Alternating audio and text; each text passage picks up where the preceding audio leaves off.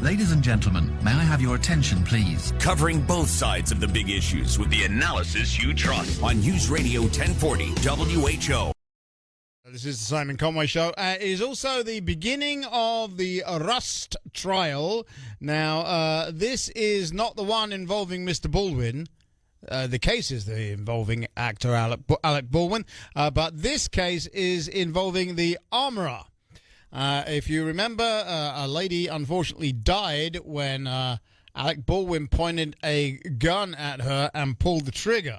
No one is suggesting he wanted to kill her, by the way, but he took a gun from the armorer. And joining us to talk about this is trial attorney Jeremy Rosenthal, if I can just get the mouse to work. There we go. Hi, Jeremy. You're on the Simon Conway Show. So we're getting this trial underway. Yes, we are. Today was jury selection, and so the trial's going to take. Supposed to be about 2 weeks, and we're going to get a really good sneak preview here of what to expect with the Alec Baldwin trial itself. Right. I mean, from his perspective, I guess you could say this is a pretty important case because, you know, I'm taking a giant leap, but if she is found guilty, that's a pretty good defense for him, isn't it? Actually, it's a really good point. I think either way that happens is probably a pretty big tell for him either way. Yes, if she is convicted, then he can sort of point to her. But if she is acquitted, the case against her is stronger than it is against him. And if they can't even convict her, I think that he's got to feel pretty good about this. It's going to get a really good sneak peek at how all the witnesses are going to testify, about what the evidence is going to be. So he's definitely going to go to school on this. Somebody who, you know, has firearms, has used firearms, that's a real firearm we're talking about. Obviously, it killed somebody. Mm-hmm. This is a real firearm. So there's two golden rules about real firearms. Golden rule number one, you never point it at a human being. And golden rule number two is before you do anything with it, you check it's unloaded. Right. And so in this case, I mean, what we're dealing with here is a really old weapon, not that changes either of the golden rules. When you were talking about involuntary manslaughter, what we're saying is that it's somebody died because usually a high degree of irresponsibility or negligence. Mm-hmm. Like you said initially, he didn't plan on killing anybody that day, and I don't think anybody is suggesting otherwise. The question is, you know, was he going 150 miles down an hour down the highway and just took his hands off the wheels? Is what he did that reckless? Now, from her, the thing that makes her case probably a little bit better, they did find, I think, 6 live rounds of ammunition there. She is the armorer. It is her, you know, Alec Baldwin's got 8 million things to take care of on the movie set. Is the coffee hot? Are the actors in the right place? It's this one person's job, Miss Gutierrez, to make sure that there's no live ammunition. From what I've read, she was hungover that day. She's got drug issues. She's also charged with tampering with evidence. I think that she may have had some cocaine out there and that she tried to hide that from police.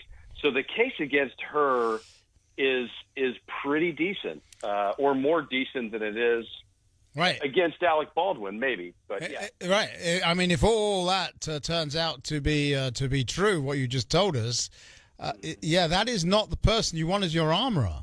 My goodness. No, not really.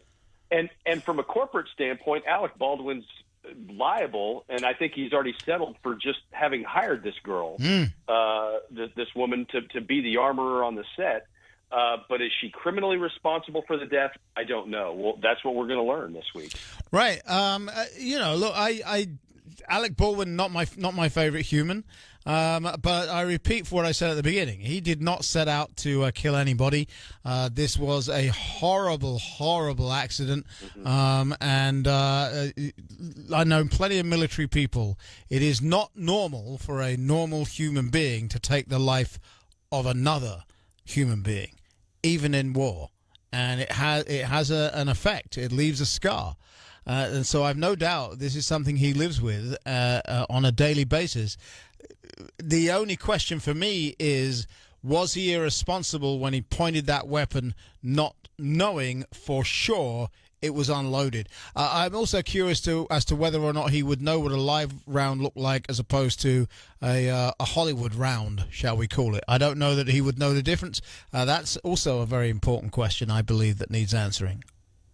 One of the things that I think you're going to see in this trial is that, and one of the things that I learned in kind of doing research is that with the Hollywood dummy rounds or blanks, one and the same thing, but apparently you can shake the weapon and the round is the tip of the round should be hollow and should have actually a BB in there that you can hear. So I think Hollywood has actually thought of this before, a quick way to check to make sure that whatever's in that weapon is not live.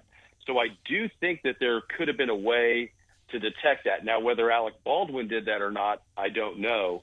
But I mean, when you're, and I want to say too that there were at least 2 incidents on this movie where a live round had accidentally been fired before.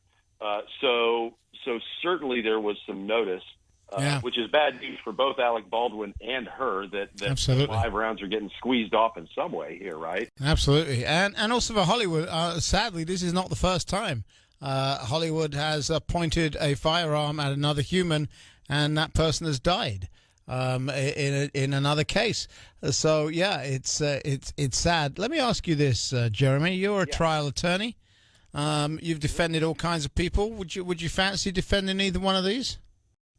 Sure. Well, the most important thing, Simon, and the most important question in any case, I hope you have some lawyers that are listening, and anybody who's hiring a lawyer, the most important part of the attorney-client relationship is the fee in getting paid.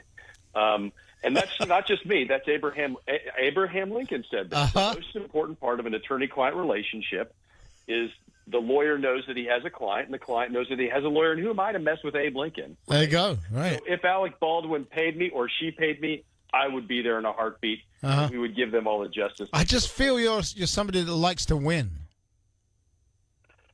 Winning is okay. I hate losing. Winning is okay for about an. I can't. I hate losing. Yeah. Anyway, that's just me. I could kind of tell. So just so you know, the previous 2 legal experts on my show were Matthew Whitaker. He went on to be the acting Attorney General of the United States, and Brenna Bird, who is the current Attorney General of the great state of Iowa. So there you go. Well, there you go. And probably they wouldn't argue with Abraham Lincoln either. I'm sure they wouldn't. Jeremy, thank you very much for joining us. It's an interesting case. We look forward to finding how this all plays out. If you want to find out more about Jeremy, you can go to texasdefensefirm.com. texasdefensefirm.com. Jeremy Rosenthal, thank you very much, my friend. Thank you, Simon. Take care.